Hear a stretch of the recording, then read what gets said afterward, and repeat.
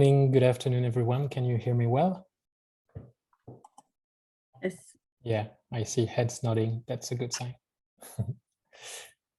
So glad to see that many of you are joining this meeting on environmental assessment.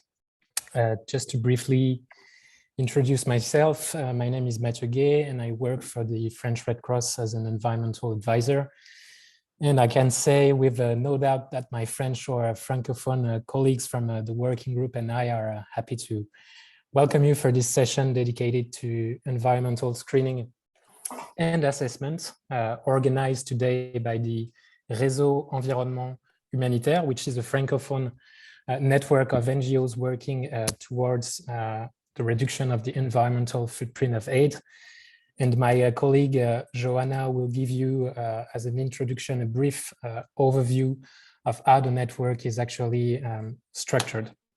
So during this meeting, we will present a review of the achievements, but also the outlooks for the upcoming year of our working group, whose aim is to better take the environment into account in project through the use of environmental assessment tools, such as the NIT Plus that you might have heard of, but also the CEDRIC tools and others, which you know as are for specific sectors and certain donors becoming a contractual obligation.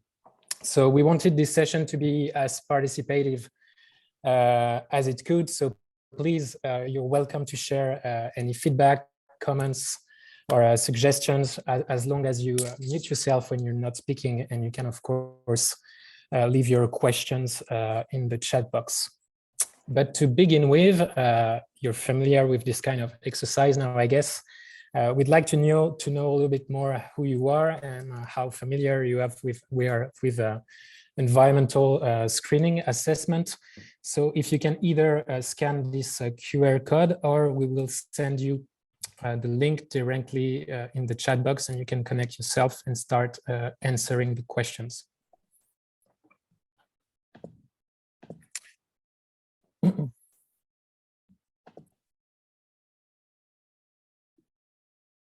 so I'm going to start the questions because I don't know who's where, how, but we can see the results. I hope I'm sharing the results, and I hope you got the first question as well. Yes, okay, it's working. So this one so that's how we can get to know you a little bit better, just so you know who is in the room.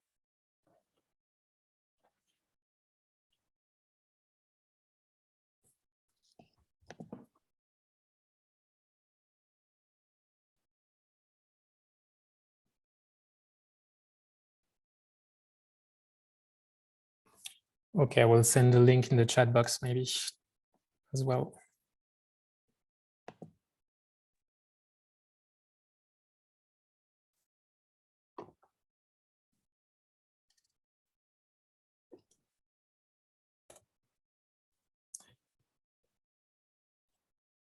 For those of you who are still joining, you can click on the link that I've just sent in the chat box and answer the first questions, please.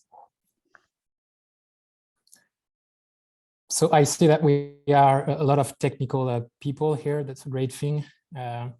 Few of you are actually working on environmental and climate, so you be welcome to share your experience as well. We'll leave you maybe a few more seconds to answer the questions.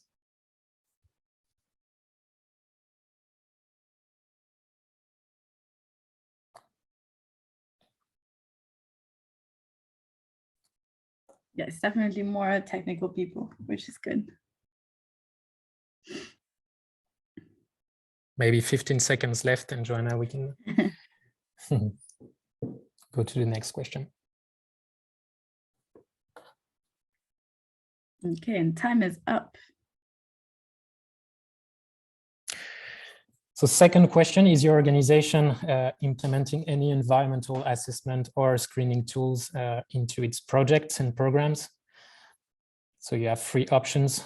Either it's a yes, a full yes, no, but you're planning to or on the way to use them, or are you not using them at all? Would be interesting to know that.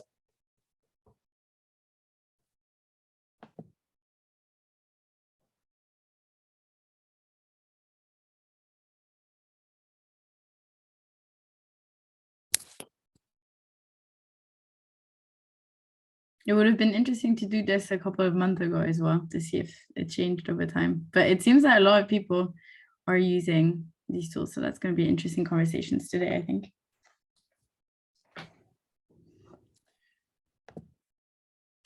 So more than a half of people are already using assessment tools. That's a good thing.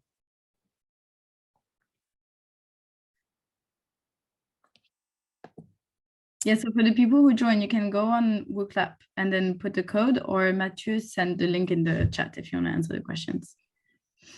I'm just sending it back again in the chat Yeah, because there's box. still people joining.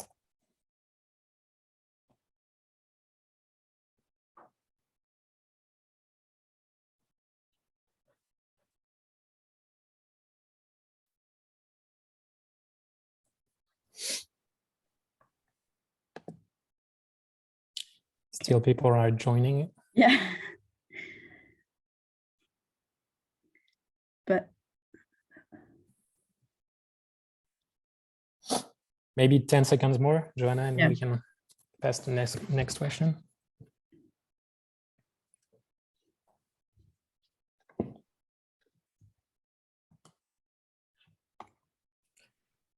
So still a majority of people implementing environment assessment tools into their project or programs. Okay.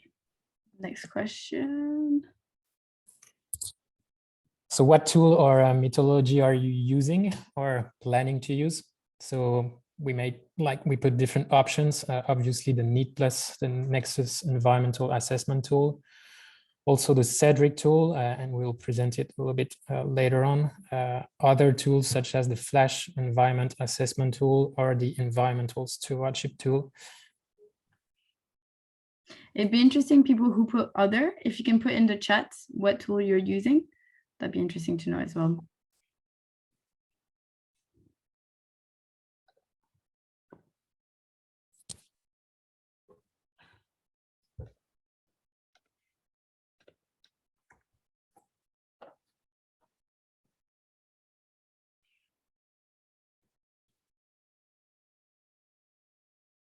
Yeah, indeed, some organization might use actually several different tools depending on sector.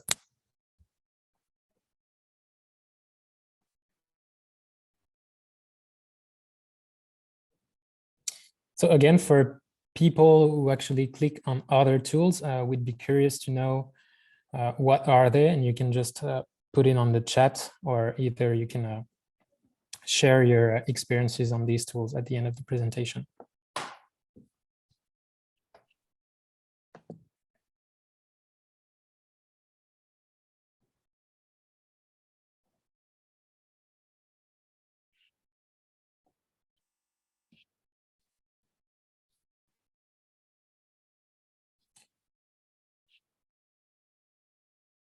I don't think we're getting any more answers yet.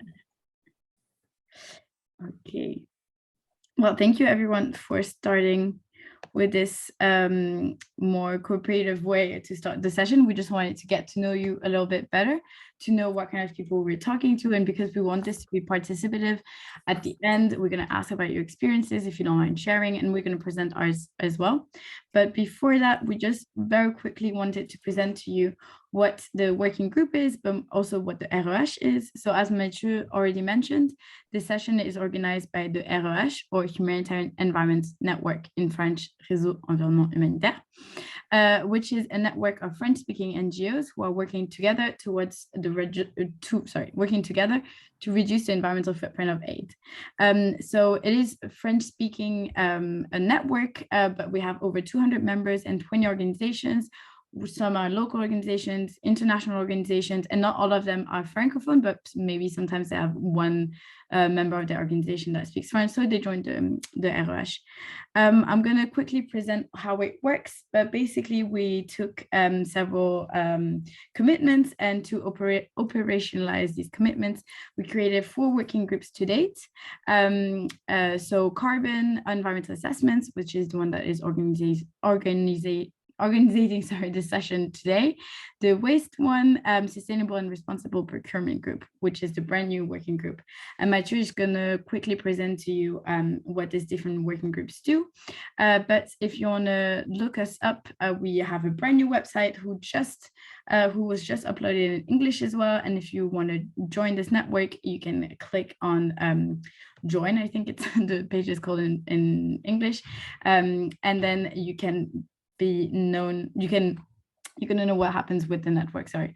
So just quickly, the overall mission of the network is that giving the urgency and seriousness of climate and environmental issues, the network works to improve understanding and awareness of these issues among French-speaking humanitarian and development actors, and supports them in adopting more environmentally friendly practices.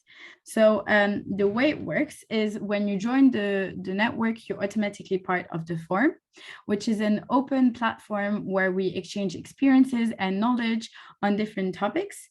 And that's the way actually the network started back in 2012. We hold sessions every 2 months where everyone is welcome to join, where we talk about upcoming issues or issues that we believe are important with regards to the environment or climate and how they can apply it to international aid. So for example, we just did one last Thursday, and that was on the One Health approach. We also did one on carbon compensation, one on nature-based solutions. So different topics, and then we look at how we can apply them in the humanitarian sector.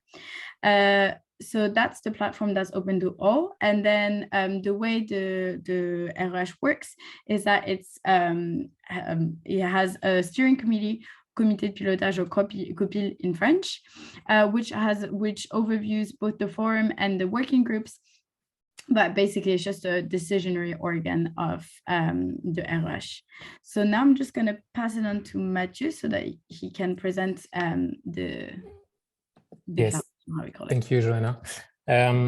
Mentioning as well an important collective work that was carried out in 2020, yes, by 10 organizations, all members of the network, the Réseau Environnement Humanitaire, and that resulted in a statement of commitment on climate. I'm sure you're all familiar with the climate charter by the ICRC, but less familiar with this one that was presented at the 5th National Humanitarian Conference. And through this text, 10 NGOs, and I think it's more up to 11, even 12 now, committed to different engagement.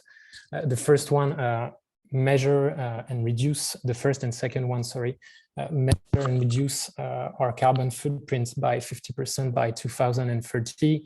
The third one is to adapt our humanitarian action and integrate into all our projects and programs environmental and climate risk assessments. So that's what we're talking about today, and promote the implementation as well of mitigation and adaptation measures.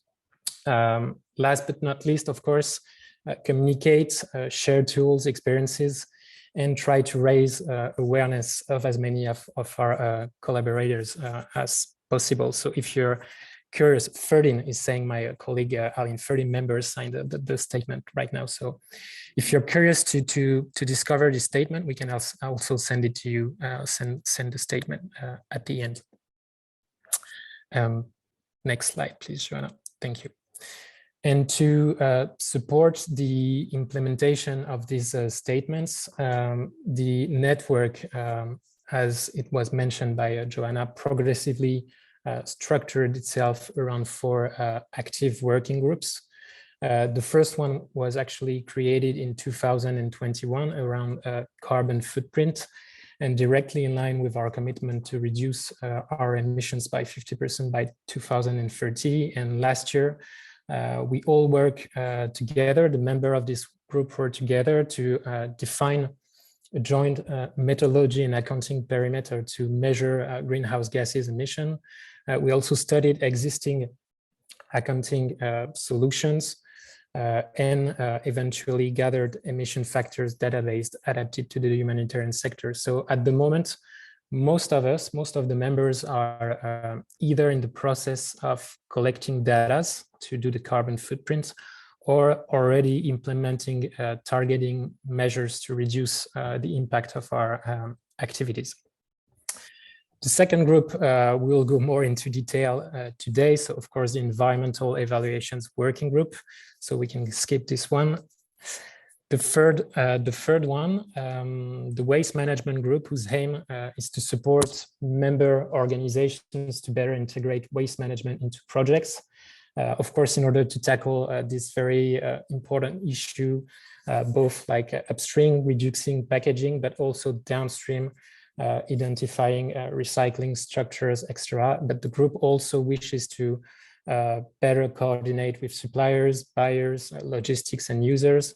And for your information, if I'm not mistaken, there will be tomorrow presentation on this group at 10 on time in Paris. Yeah, that's right. And last but not least as well, as between 40% to 70% of our emissions are linked to purchasing and supply chain, a recent group was actually created around procurement to define notably common sustainable criteria. So that's actually the four working groups that are structuring around the network of the REH.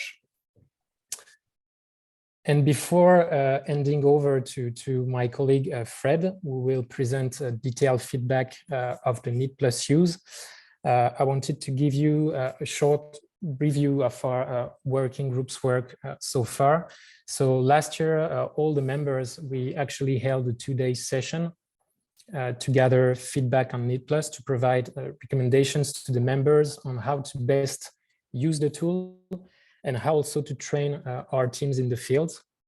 And we actually came out with lots of different set of recommendations, either on very practical and technical aspects for the tool development itself. We reviewed during this meeting each activity modules and submodules. And after that, a summary of recommendations was shared with the joint environmental unit, which is in charge at the moment of the governance of the NEED Plus tool. And later with a data friendly space, who is in charge at the moment of the tool development itself. So instead of going through all these recommendations, we will gladly share, if you're interested, to know more about that, the reports and the summary report with all these recommendations. We also investigated other screening tools, such as the CEDRIG, and my colleague Louis from Terre des Hommes will share a little bit more feedback on that.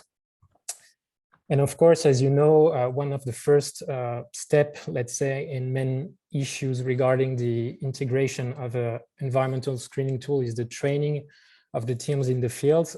We've actually created online tutorial videos to help with the handling of the tool and facilitate its use. So you can find those tutorial videos on the REH website, and they are both available in French and English. And the feedbacks are good. So if you want to test them for your teams, we will strongly encourage you to do so. And maybe, Joanna, you want to say a word on the governance? So we worked with as Mathieu said, we worked with the joint environmental unit, which I saw also joined today. So it's nice to see you here. We shared our feedback with them multiple times, as well as with DFS, who was developing the tool.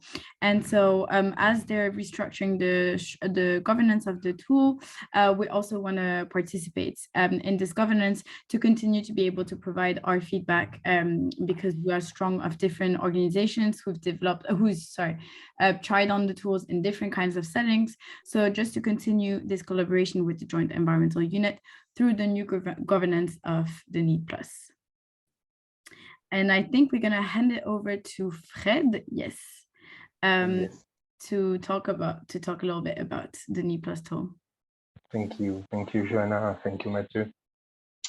So my name is Fred Jonas, and I work in Oxfam Global Humanitarian Team as a logistic advisor, and also with quite big environmental objective.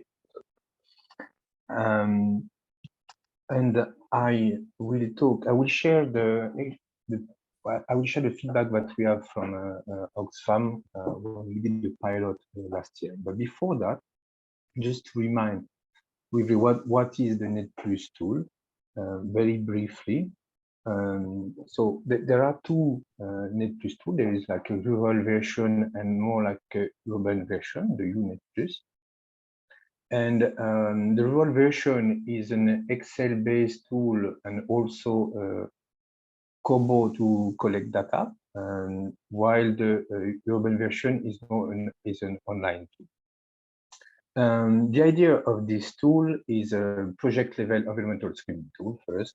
It is designed for a situation of displacement, and it combines environmental data site-specific with activity-based question, and it produces automatically a risk matrix and a report, flagging priority, flagging environmental risk. And this allows the user and the organization to understand better environmental sensitivity. It allows to mitigate risk and to find opportunities to collaborate on a greener humanitarian operation. So in Oxfam, we have used mostly the Excel version of the tool. We're currently using it since December last year. We use it mainly for ECHO and SIDA humanitarian project proposal. We only use the Excel version. We did not try to use the Kobo collection data system. And before that, we have been doing a pilot between November 2021 and March 2022. We used only the Excel version, and we use it in 12 countries in 4 regions. And we have done, in all these countries, we have completed sensitivity module, WASH module, food security module, and shelter and environment. One country also tried the urban version. It is a tool that is mostly designed for displaced situation, displaced context of displacement of population in a humanitarian, but we use it also in a development context just to see if that could be satisfying. Next slide, please, Joanna. So based on the tool, we have collected feedback from different users.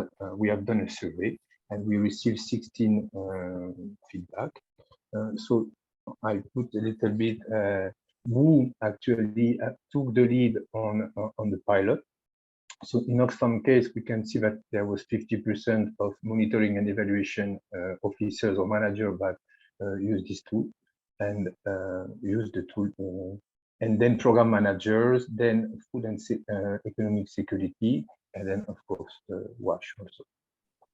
And we collected feedback from manager and from officer, like third of officer level and one third of manager. We have asked to all the users to give a rate about the tool and how relevant and how fit for purpose the tool is as a rapid environmental assessment tool. And there, that's why I insisted before we used it in development context. We can see there's a big difference in the feedback that we received. Most of humanitarian project, we received a rating in between 7 and 10, while in development context, without situation of displacement of population, it was less satisfying. Like we had a rating between 3 and 5. Then we also collected a breakdown per module of the rating and reported relevance, reported satisfaction of the tool. So it was quite high on the humanitarian project. So we finally asked if we should recommend the use of this tool, and we had 100% of yes. So there was still an option to say no, but nobody used it. And we can see there that there is still a quarter of the answer that suggested implementation of the tool, but with major change. when we mean measure change, in that case, in the feedback we received, it was about adding module. It was mostly about adding module, for example, wastewater management, for example, cash and voucher assistance, this type of change. Next slide, please, Joanna. Okay, after collecting then this feedback through a survey, then we had group discussion, and then another kind of discussion with the pilot team, and we came with a SWOT analysis of the tool, trying to identify what are the strengths, opportunities, weakness, and risk. So I'll go through them also. So one of the key strengths in this tool is that it was really seen as easy and simple, and it can take between 45 minutes to 3 hours to fill in and to produce the report. The report is automated, so the analysis is quite easy. It is user-friendly. There is no need of environmental knowledge to use this tool. It's available in 3 languages and it's free of charge. It is also adjustable to allow contextualization. So that's the strength. We'll see also that that's not so easy actually to contextualize this tool. And another strength is that it's a module-based tool, so you can just pick the activity that you are working on and focus on that one.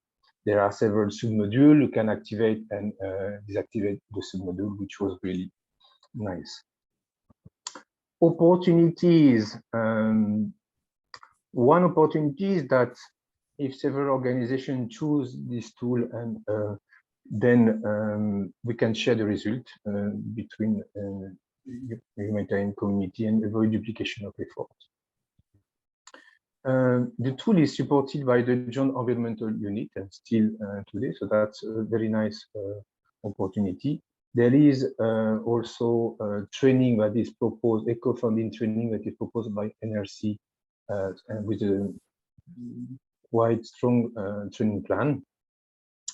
And so that's a specific feedback for from Oxfam, that we are linking this with the safe programming pillar that we have in our global humanitarian. Weaknesses that we identified was like the analysis report can in some case may not provide new insight, but a summary of the context that is already known. There could be need of additional support, guidance, time and preparation to adjust and especially to contextualize the tool. If there is a modification to be done in the Excel, it requires a strong knowledge of the context and also good knowledge of Excel. And we got the feedback that it was not really adapted in the development context where we tried it. If there was no displacement of population, it was really difficult to get something from the tool. And as suggested, Cedric could be an alternative. And the risk that we have identified, so that it might create an additional burden on overstretched country response teams. So that's the case. And if it was becoming a mandatory requirement,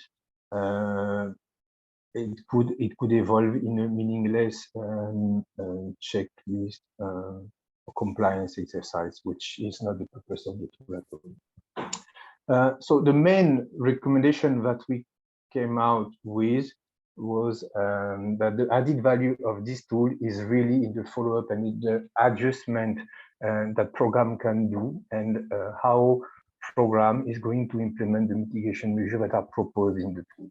And that's still, there are a lot of interesting mitigation measures, and this is really depending on the discussion that happens at program level, what are we going to do and how much time we can dedicate to it. I think, yes, I will leave it here, Joanna. Thank you. Thank you, Matthias. Thank you, Fred. Joanna, can you go back, please? Maybe want to add something. Maybe there are people in the room who are NEET Plus users that want to give any reaction to what Fred was just sharing with you. But I wanted as well, Fred, maybe to add something that apart from the time required to fill the form that you say could be quite short, like 2-3 hours, half a day, it is very important to highlight as well the fact that some step when you're doing the NEET Plus assessment can take way much longer time, and also appropriate resources must be planned, especially as you were mentioning for the recommendation analysis phase, which is critical, as it is quite challenging to prioritize as the tool is structured right now among all the recommendations that are being provided. There are actually quite a lot, sometimes up to 100 recommendations, and you don't necessarily have the time when writing the proposal to prioritize those recommendations, but as well, as you were mentioning, to put them into practice and into the project design, and also allocate specific expertise to analyze those recommendations, or even fundings which we don't necessarily have when we are writing or submitting a project proposal regarding the NEET Plus. So I don't know if any other people who actually use the NEET Plus for a specific project are the experiences to share. Otherwise, we'll go on. But if I can react on what you say, Mathieu, and thanks for highlighting this. Yes, when I mean it takes 45 minutes to 3 hours, it's only to fill the data and produce the report. But as you say, the discussion that is coming behind, we had report in some country like Somalia, it can take 4 hours, 8 hours, a full day of discussion to see what is relevant in the context and to see what are we going to do about it. Thank you, Fred. So maybe if we go on, just to give you the three main, we provided in the summary that I was talking about lots of recommendations, but maybe just a few examples. We actually failed to see significant differences between the urban and the rural versions that are providing, as mentioning, lots of recommendations, but most of them are quite similar.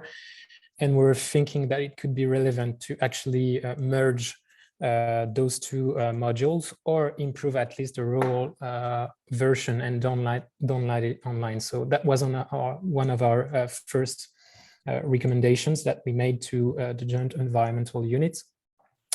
Also, as the tool is not showing at the moment concrete impacts on environment of the different mitigation measures, we were thinking that it could be potentially, but maybe hard to implement, but a solution would be for the user to be able to select the plan mitigation measures in the report, and then see if we could add a new state of environmental risk to evaluate the implementation of those different mitigation measures.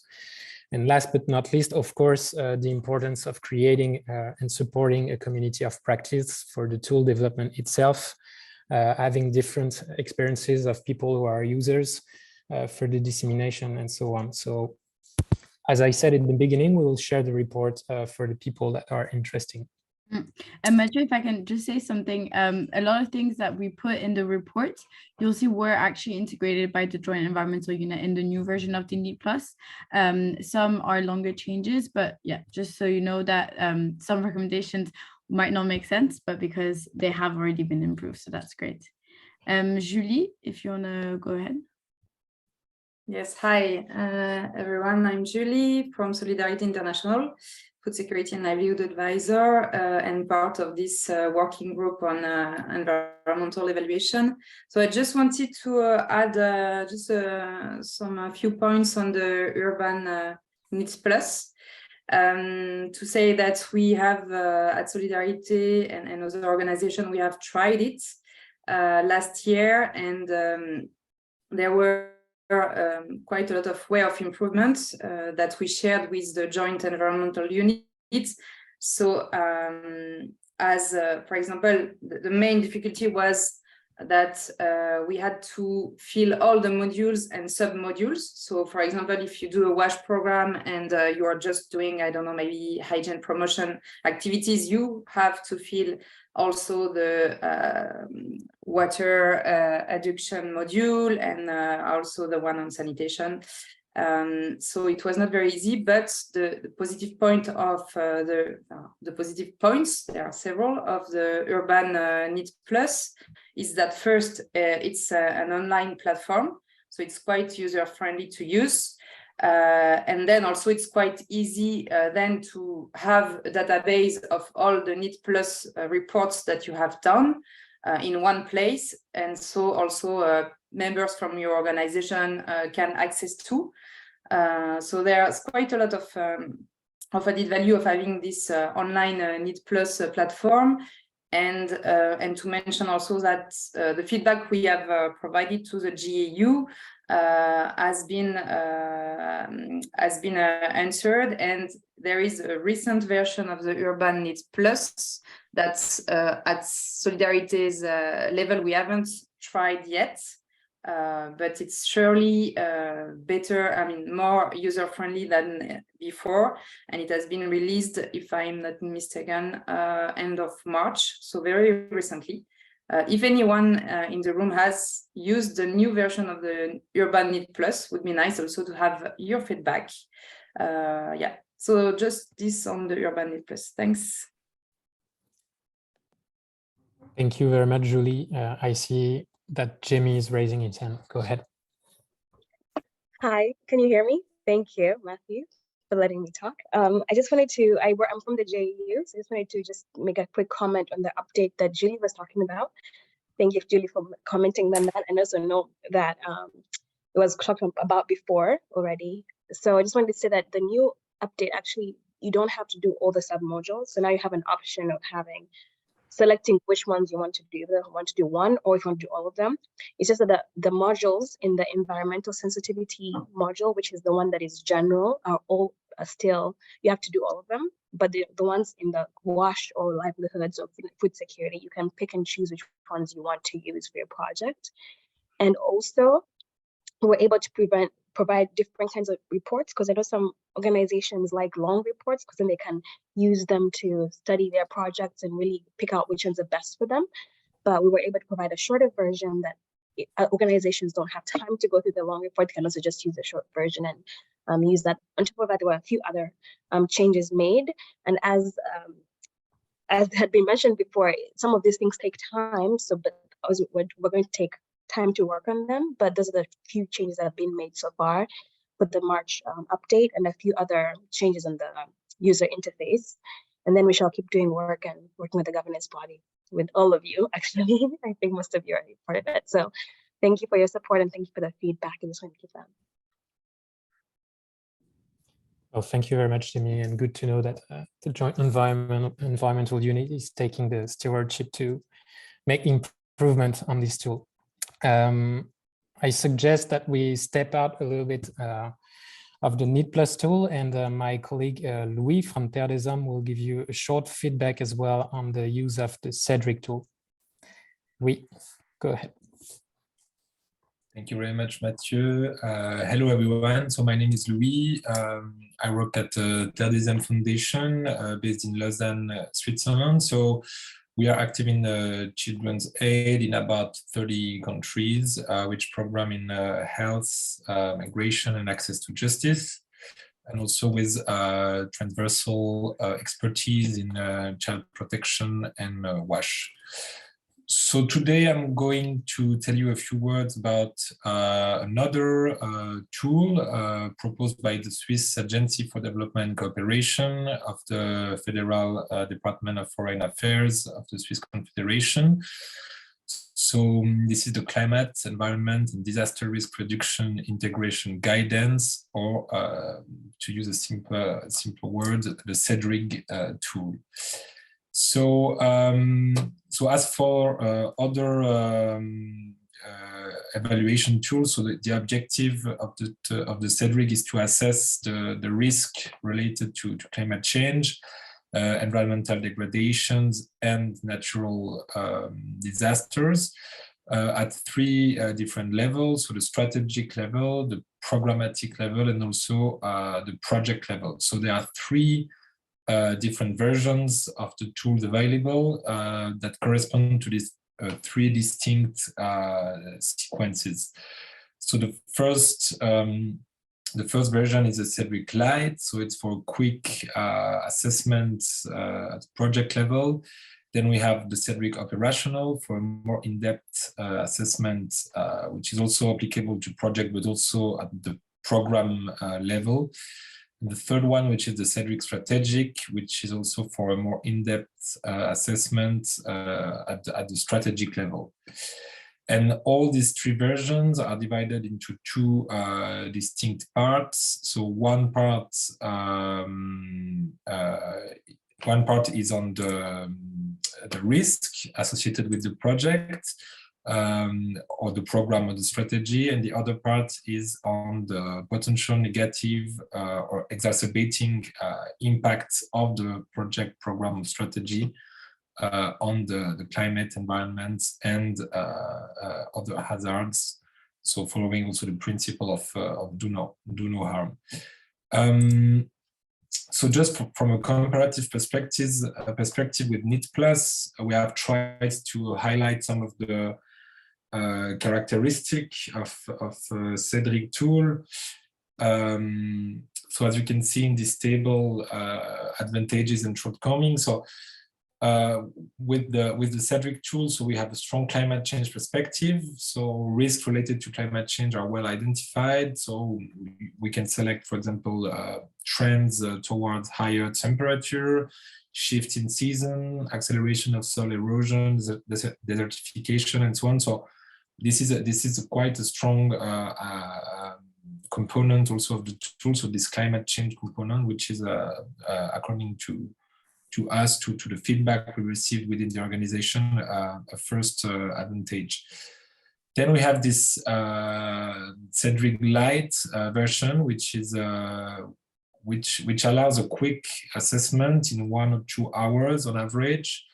And the tool is there is an online version, offline version of the tool. As in the NIT+ report is automatically generated, and the tool is available in 4 languages, so English, French, Spanish, and Russian too. And as already mentioned, so the tool is applicable at several levels. It can be used for projects, a program, and strategy, but the tool is also quite appropriate for development projects. So it's it is also, according to the feedback we received, it is also useful in development project, and not so also for humanitarian project, but it's also compatible with more development contexts. And last advantage, currently the SDC is working on the revision of some aspect of the tool, so there is also good opportunities to provide feedbacks on it. And on the other column, so on the so-called shortcomings, we mentioned that there is still quite a strong expertise required, also for the CEDRIG Lite version, in the sense that it's quite. So it's 1 or 2 hours to fill the tool, but you still have to to know how it works, to know a bit about the context, the background, and so on. So there is quite a strong expertise required. Other aspect is that in lots of cases, the Cedric Light tool recommends to conduct a more detailed assessment and to use the Cedric operational.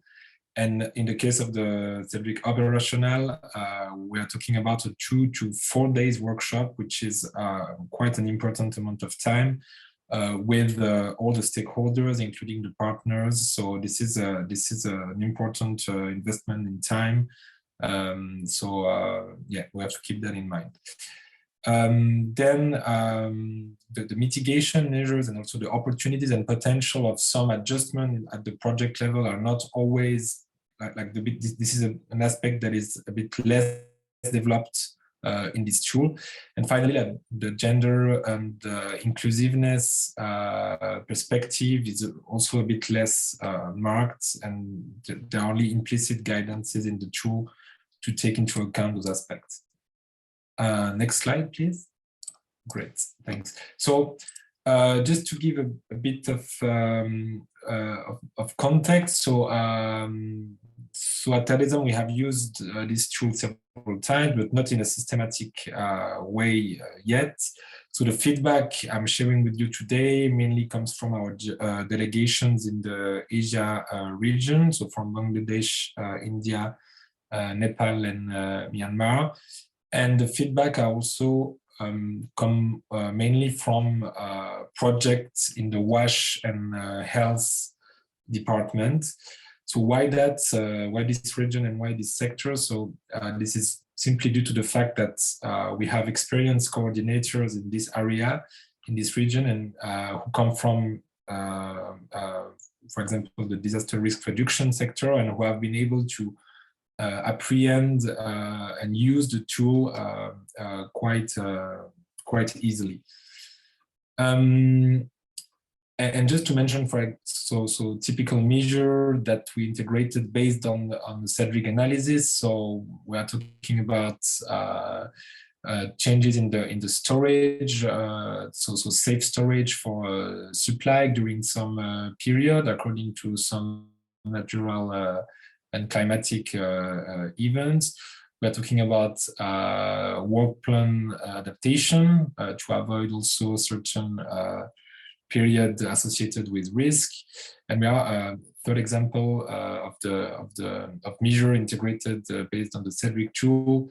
So, for example, backup solar energy that we included in the project in order to overcome frequent blackouts in some regions.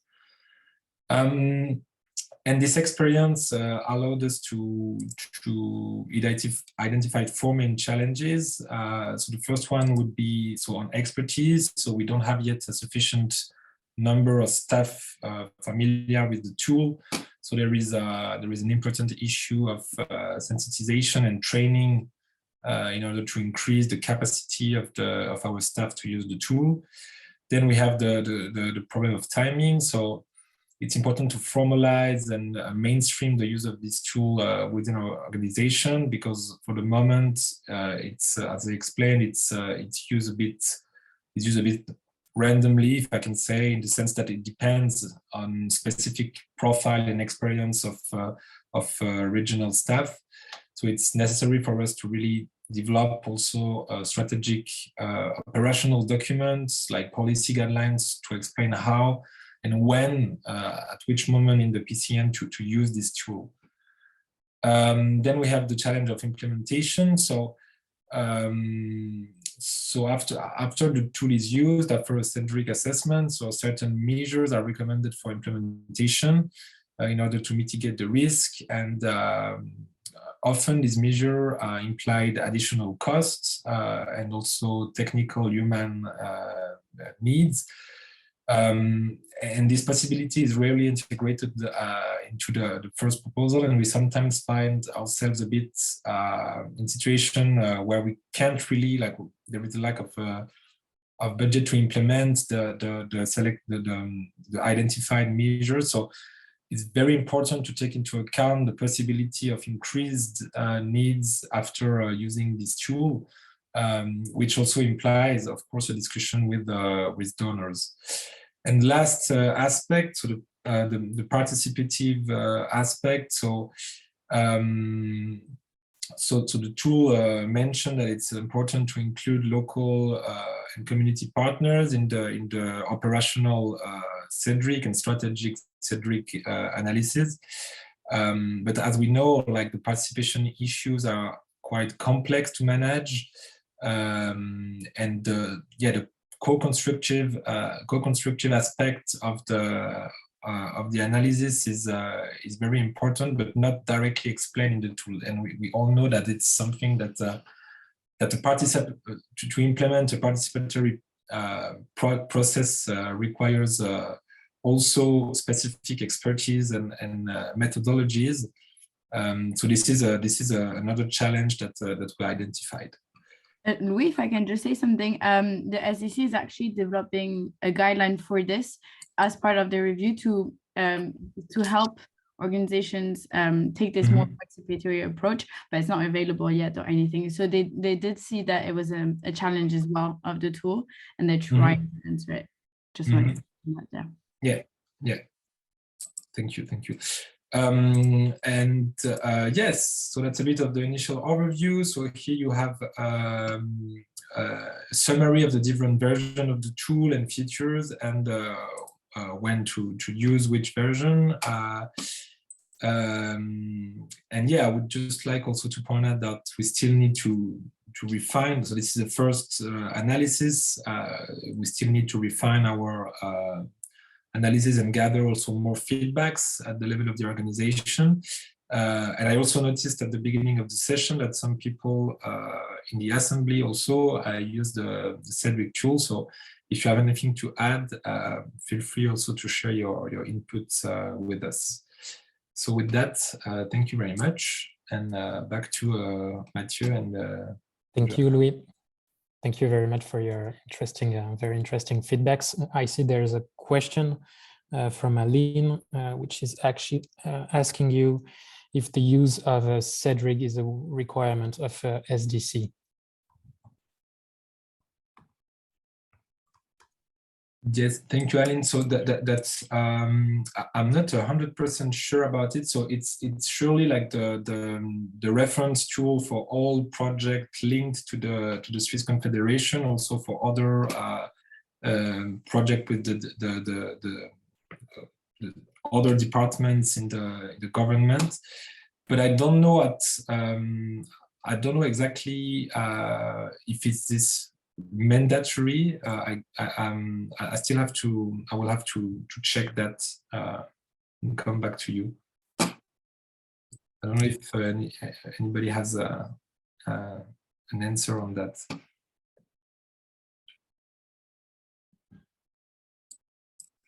Can you hear me by any chance? Yes, it's working. Hello, everyone. Thanks very much. Pierre from Action contre la faim.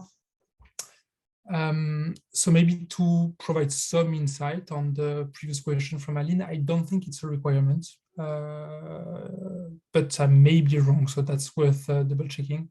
But I don't think it's a requirement from a SDC funded project.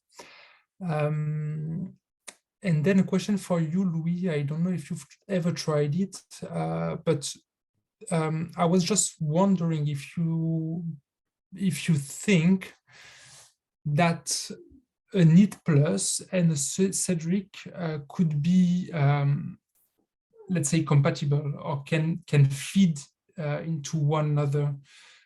For example, when doing a CEDRIC strategic or a CEDRIC operational, doing beforehand a NIT plus to give some insight on the conversation that is required by the CEDRIC, because CEDRIC on the strategic and operational level, if I'm not wrong, is much less directive than the NIT plus is.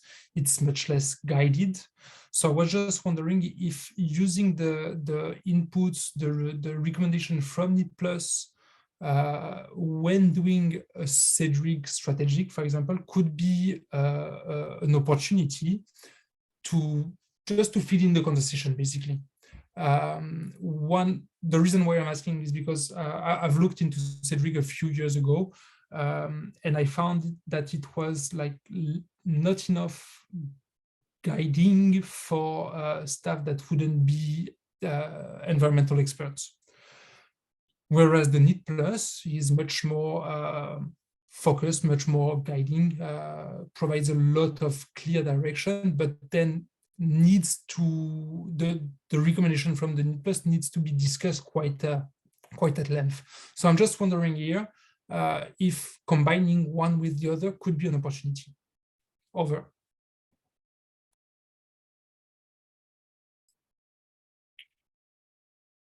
Yeah, thank you very much. So I think this is this would be a good idea. I'm not so familiar with the NEET Plus, I have to say, so I don't know if someone else has used both tools, but I do the important, like the interesting part, and I share that totally agree, is that the Cedric is not very guiding, as you said. Like, as I tried to say during the presentation, I mean, the you know, like the side, like the recommendation and what to do concretely is less developed in the Cedric. So maybe it would be interesting to combine two. But yeah, I'm not so familiar with the NEET Plus, so I don't know if anybody wants to answer that. Maybe maybe one solution could be as well, because we're saying as well within the group that the sensitivity module of the NEET Plus at the moment is very environment oriented, but very less climate hazard oriented at the moment. And that one solution could be, as you were saying, Pierre, maybe to mix and complement the results of the NEET Plus with the Cedric. But maybe one shorter way could be to try in the future to add some more related hazard and climate questions to the sensitivity module, so that we have a much more guided approach within the NEET Plus. That would include as well, and it would be interesting, I think, for DRR practitioners to have more within the sensitivity module, to have more climate-oriented questions as well.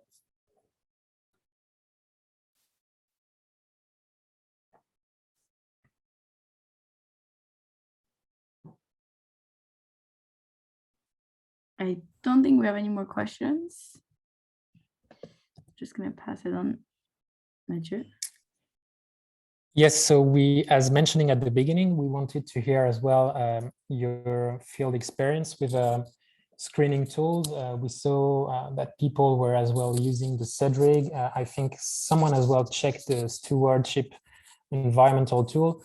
So we'd be very curious to hear about your experience either on the NEET Plus or other tools, if it served the purpose of the balance and the donor's demand, as well. What were the challenges you are facing when doing environmental screenings? Also, have the results change the design of your activities, and how? So if anyone wants to comment or share their experiences, that would be very welcome. Yes, I see your hands raising. Giselle. Yes, hello. So I'm Giselle and I work for CRS. My intervention is more in relation to the environmental stewardship tool. So let me just check that you were happy to hear that.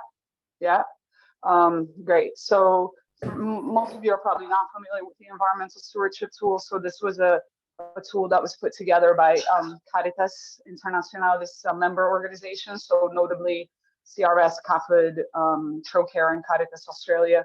And it's a tool to help inform program design and to help reduce any risks related to the natural environment as a result of our interventions, and to help think through mitigation measures that can reduce these and potentially even support nature positive outcomes. So I'm not gonna go into the details of the tool here. Anybody, I'm gonna put the link where you can access that if you'd like to explore using the tool. It's an Excel spreadsheet that serves as a risk register to support you in your thinking during the project design stage. So I want to echo some of the points that were said before around the importance of using these tools early on to really capture back into the project logic, but equally and most importantly, the budget. So, it's really important to do this early in the design stage so you can get an idea of what it is that you need to incorporate and related costs. Our tool was really developed for generalist program staff to support conversations with local partners, because Caritas always works with local partners. We never implement directly. So it was really important for us. We tried some of these other tools, they have their limitations. They were already outlined here. But with our tool, basically, it's really about supporting the conversation. So with the local partners, and that could take anywhere between 3-4 hours, depending on the complexity of the project. And we have found that every donor that we've said we're going to use this tool, they have welcomed it. Some donors are quite specific about what they want you to use, but when they're not, they have welcomed this, and it has been even noted in some of ECHO's guidance on environment. So the tool's been working for us in that sense as a risk register. And yeah, we've had good feedback from donors on its application. It's really easy to use. And like I said, it can be used by generalist program staff. It has a risk register section, but then it also has guidance tabs on WASH, shelter and settlement, DRR, and agriculture and enterprise development. So you can, look through those and the guidance that's in there was largely from the GRRT.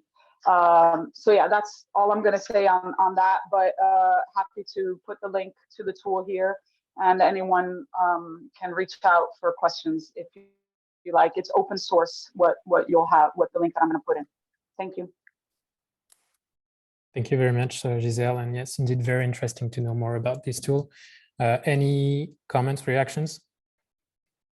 If I can hijack, just also to add that this tool is available in English, Spanish, and French, if I'm not mistaken, which is also an Excel version, which is also useful for different organizations.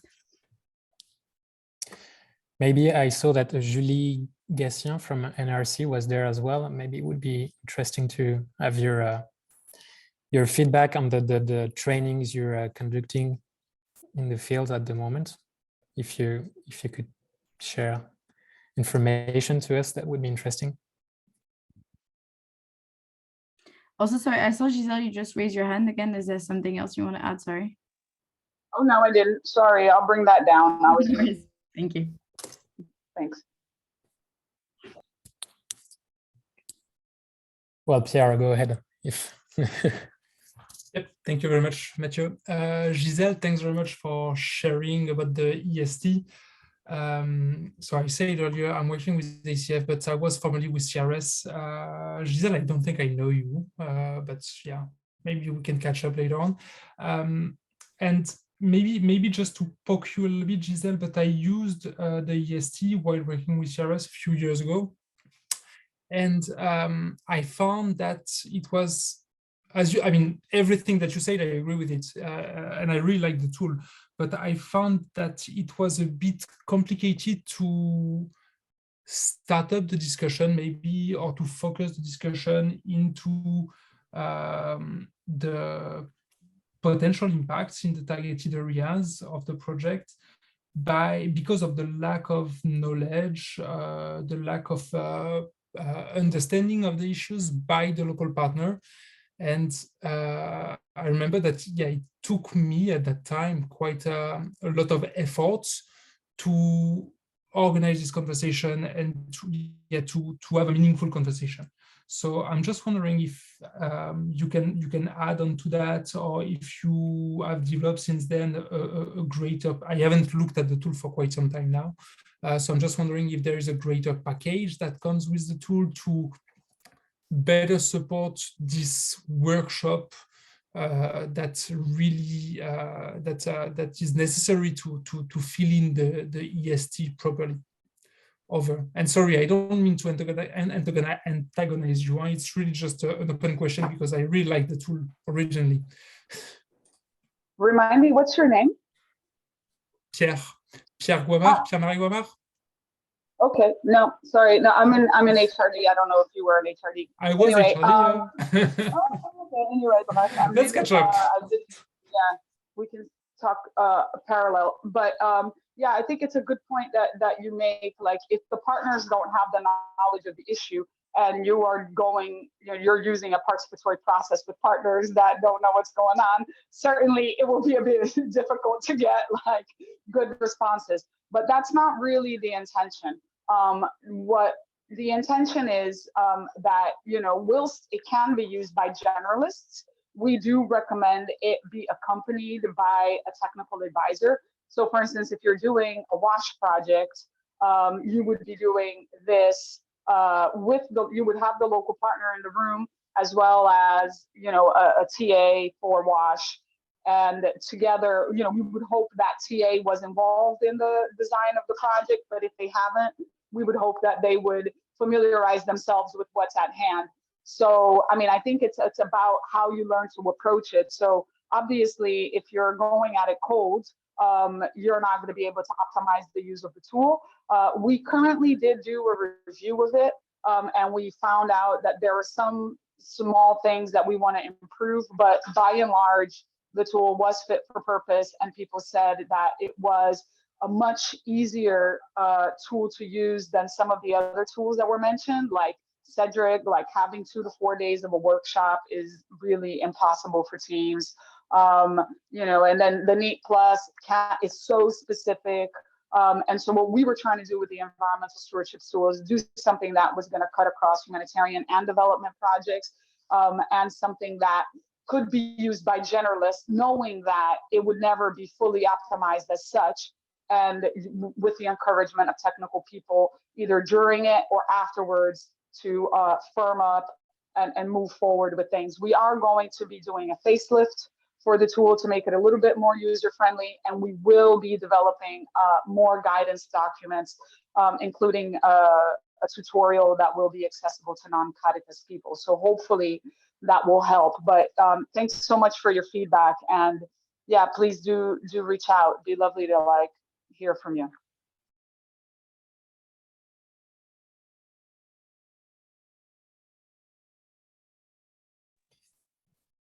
Well, thank you very much. I think we're about to finish this presentation. I have a question, if you don't mind. Sorry. I don't mind, of course. Because I put down a comment, and this is a question that is directed to NRC as well. So sorry, Julie, if you don't want to speak, that's fine. But just in general, I found from all the feedback that we received is that expertise is not needed to actually fill out the tools, but to take into account the recommendations. You're going to need either sector level or environmental recommendations if you actually want to do something that's going to be sustainable. And so I kind of wanted to see, Julie, if you can answer, or anyone else has carried out trainings, because I know also people of our working group carried out trainings, if that's something that you see in your trainings, and how you can help the people that you're training actually to take this problem into account, with air quotes, because maybe that expertise is not available, or how can you kind of overcome this? If anyone that's conducted trainings with any kind of tools has feedback on this.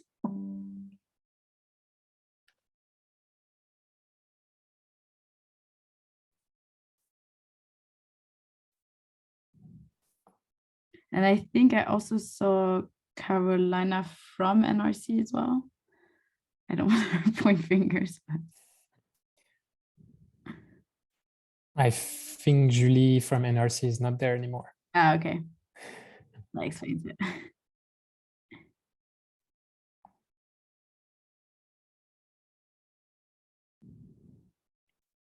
Well, I think my question is going to be left unanswered.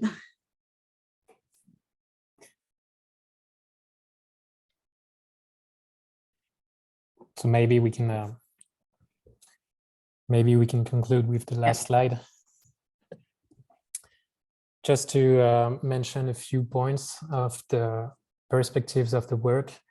For the working group, of course, as it was mentioned by Joanna, by integrating the NEET Plus governance, we want to, obviously, for all the humanitarian sector, continue to accompany the development of the NEET Plus tool.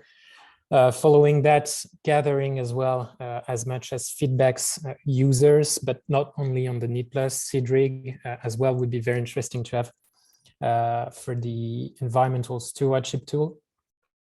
And we were as well potentially thinking of developing like a guidance or something to analyze and integrate the results from the NEET Plus, because we are thinking that's one of the main challenges that we're discussing today on how to put and operationalize all the recommendations. So I think that would be interesting to have such a guidance with different recommendation measures and how we can integrate them within a project. And of course, eventually advocate for funding, as we know that most of the recommendations and mitigation action needs to be funded. So that's also what we're trying to do within this working group. And maybe why not trying to work on tutorials on Cedric, but some such actions were mentioned already by Louis earlier on. So I think we're finished. I don't know if anyone in the room has questions, comments, or as I said, we'd be very pleased to share with you the reports that we've done, the summary of recommendations. We also strongly encourage you to write to us if you want, and to go on the website where you could find all the documents that we talked about today. Joanna, I don't know if you want to add anything. Yeah, I was just going to say we're an open working group. So if you do want to join, there's absolutely no problem. You just have to join on the website, the network overall. It's free and open to all. And then you can email this email address if you want to join this specific working group, or you'll see on the website the different working groups that we have. The one condition is that you have to be French speaking. But as I said before, we have organizations that are non-French speaking, but have one member of the organization that is French speaking, so they are taking part in the different working groups. So I think we just want to say thank you, unless anyone else has something to say. And especially thank you to everyone that came today. And don't hesitate to write to us if you have any feedback or anything, and we'll reach out to you with a summary of this session, and as well as a summary of what we sent to the Joint Environmental Unit with our feedback. So I think with that, we can say thank you to everyone. Thank you. Bye-bye. Bye, and have a great day. Thank you.